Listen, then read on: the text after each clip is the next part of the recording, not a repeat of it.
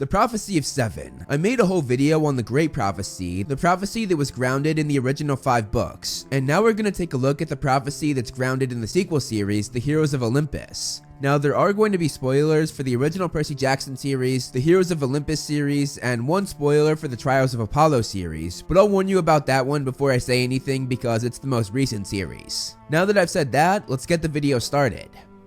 Even though this prophecy is about the sequel series, it was actually foretold in the original 5 books at the end of the final book in that series. After the Battle of Manhattan, Rachel Elizabeth Dare made her way to Camp Half-Blood, and there she became the new Oracle. Shortly after committing to her new destiny, she spoke the Prophecy of Seven. It goes as follows: 7 Half-Bloods shall answer the call, to storm or fire the world must fall, an oath to keep with the final breath, and foes bear arms to the doors of death.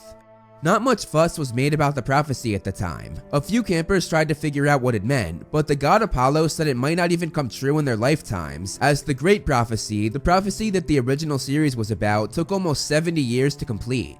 While all of that was going on at the Greek camp, the Roman camp called Camp Jupiter also had its own run-in with the Prophecy of Seven. The prophecy had been kept in the Sibylline books, a collection of prophecies that detailed every major event in Roman history. The books had been lost in a fire though, and only a few had been recovered, one of which was the Prophecy of Seven. The prophecy was eventually engraved on the floor of the Temple of Jupiter, so by the time the Heroes of Olympus series took place, both Romans and Greeks knew about this prophecy, but discovered it in very different ways. Camp Jupiter had a bit more history with the prophecy than Camp Half-Blood though, because during the 1980s, a demigod named Michael Varus thought he could fulfill the prophecy on his own. He led the 5th cohort to Alaska, hoping to find its true meaning. However, it was disastrous as the cohort was completely wiped out, and they even lost the 12th Legion's eagle. This brought shame to the 5th cohort, and from then on, the prophecy laid ignored on the floor of the Temple of Jupiter for almost 20 years. That is until Juno, or as the Greeks know her, Hera, began to investigate the 7 demigods mentioned in the prophecy, as she had foreseen Gaia rising and raging a war against the gods, both Greek and Roman.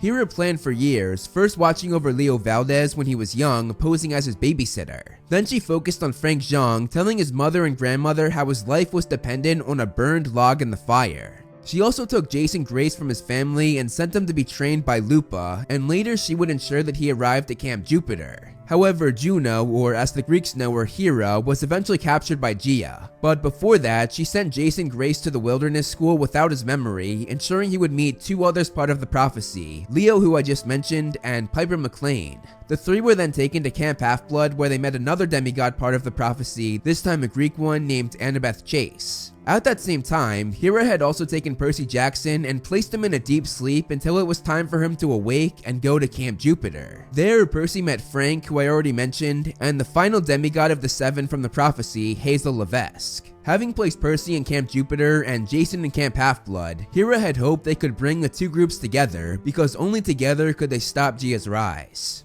So now let's break the prophecy down line by line. 7 Half-Bloods shall answer the call. This refers to the Half-Bloods that will save Olympus from Gaia, all of whom we just went over: Percy Jackson, Annabeth Chase, Leo Valdez, Jason Grace, Piper McLean, Frank Zhang, and Hazel Levesque.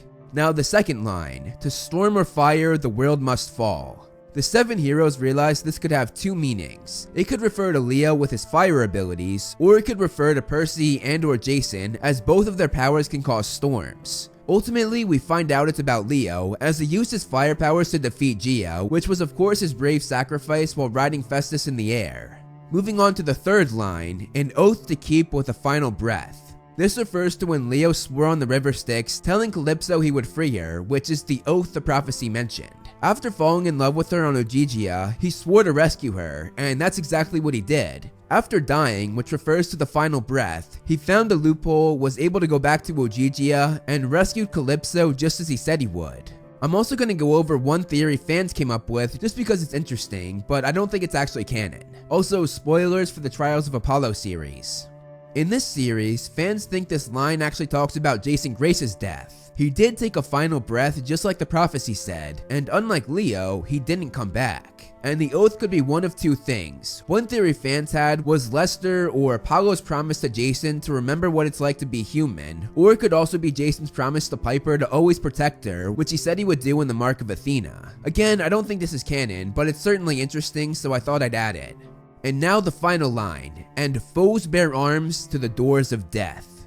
Gia opened the doors of death, which allowed the most evil beings of the underworld to rise again and allowed monsters to revive more quickly. Percy and Annabeth eventually fell into Tartarus, and there they teamed up with the Titan Lapidus, or Bob, as well as with the giant Damocin, which is a pretty rare team up, because Titans, giants, and demigods are all sworn enemies. So this team up is what foes bear arms refers to in the prophecy. Also, there could be a double meaning to this, as Annabeth is the daughter of Athena, and Percy is the son of Poseidon, two gods who are known to be foes, so them working together could also be what the prophecy is referring to as foes bear arms. Then at the end of the House of Hades, all these foes meet at the doors of death, fulfilling the final part of the prophecy, and together they seal the doors of death, preventing Gia from reviving her forces. The 7 demigods of course saved the day at the end of the 5 books in the series, just as the prophecy had predicted, and it gave a great ending to the Heroes of Olympus novels. Thank you so much for watching, guys. I hope you enjoyed the video. You can follow me on Instagram to see more of my personal life, like my cute dog Loki, and some behind the scenes movie flame stuff. I also do similar content on TikTok and Twitter that I do here on this channel, so if you like what I do here, check them out. All the handles are right below me, and links are in the description. Over here are my wonderful patrons. If you want to be featured on the next video, plus get a few other perks, become a patron today. As always, if you liked the video, hit that like button and subscribe, and look out for more great movie flame videos on the way.